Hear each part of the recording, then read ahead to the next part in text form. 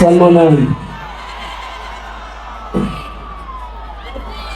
Ngiyabingelela nolibingelelayo umfana obuya phansi olunde kwacela.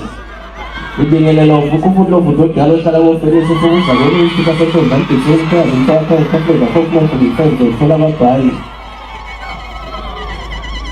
Bafowethu angiyona igagu lokukhuluma. Ngalokho ngizoba mfishane ngalensizwa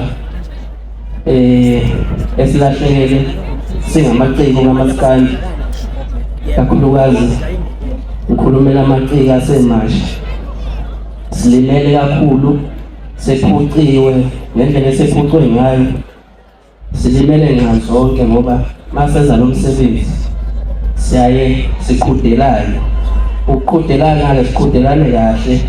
Mina nje ngomunye wababukelayo uSiceli naye futhi ngethemba ukuthi bebukela kimi.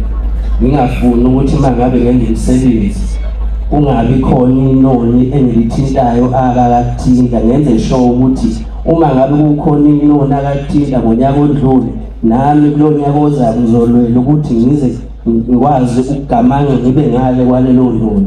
So ngalokho bekumsebenzi ubekwazi ukuthi besikwazi ukuthi sikhuthazane ngaleyo ndlela.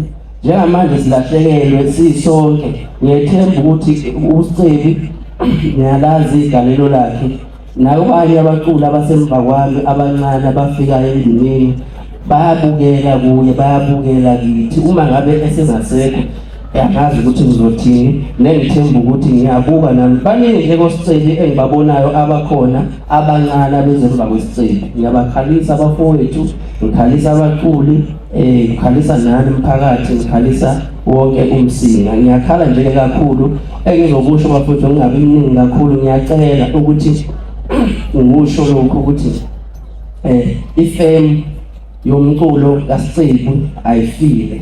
Singangambona uSiceli phambi kwethu kodwa njengomphakathi njengomthanda njengoba nimthanda uSiceli nisaqhubeka futhi nimthanda. Uma ngabe ungena ku social media usadlala ingoma kaSiceli uyidlala endaweni efanele ngeke umuzi ngeke lilale ikati eziko ukubuka Siceli. Siyakukhuthaza bafowethu ukuthi uma ngabe nidlala umculo wethu udlaleni akekho uSiceli. Ngicabanga ukuthi ngoba ningaka nje nikhona niphumile niphume ngoba nimthanda uSiceli lokubonisa ukuthi ngempela benimthanda. Ngiyacela sisigezelele ukuthi singabaculi angingathi mase sihambile bese umculo wethu ubonakala ungazi ukuthi uyanyamalala phambi kwabo phambi kwini. Ngicela ningene engomeni kuyonke indawo la kudlala khona umculo kaSiceli nodlale ku Spotify ku YouTube qhubekani nidlale umculo kaSiceli. Umculo uyifa eliyoze lidliwe zizukulwane uma ngabe lilenza iqiniso. Ngiyabonga.